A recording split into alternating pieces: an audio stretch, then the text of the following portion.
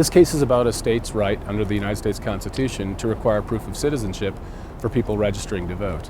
And the Constitution of the United States makes very clear that the states have this authority, and the Supreme Court a couple of years ago also made clear that the states have this authority.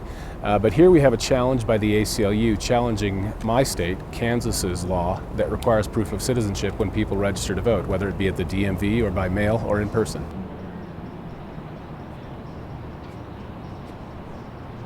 This case is going to be a really important one for the rest of the country too, because if Kansas is prevented from requiring proof of citizenship when people register to vote, then effectively all of the states are prevented from doing so. So this is an important test case, and it's an important case for our Constitution because this is one of the things that the Founding Fathers insisted on. The states get to decide what the qualifications are for voting.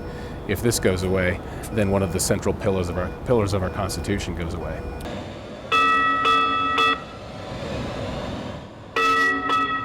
Many of them get on accidentally. They don't even intend to. They just go to the DMV and some nice person behind the desk says, "Hey, would you like to register to vote?"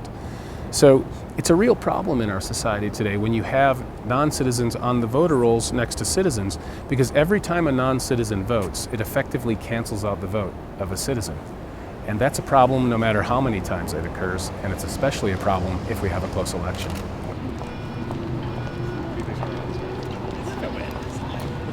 This is a case about a law that Kansas has that requires people to show documentary proof of citizenship when registering to vote. It's one of only a handful of states around the country that imposes such a requirement, and it has resulted in 18,000 people who've tried to register to vote at a DMV getting blocked and having their voter registrations suspended and then canceled. The trial court ordered that these people be restored to the rolls so that they can vote in November. Secretary Kobach is trying to knock them back off so that they can't.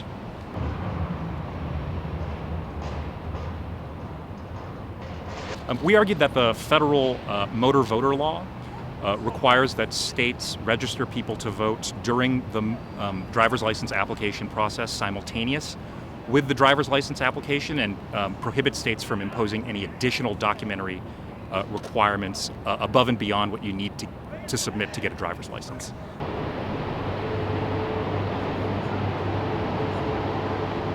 This case is about 18,000 citizens in Kansas whose voter registrations have been stymied by this unnecessary documentation requirement.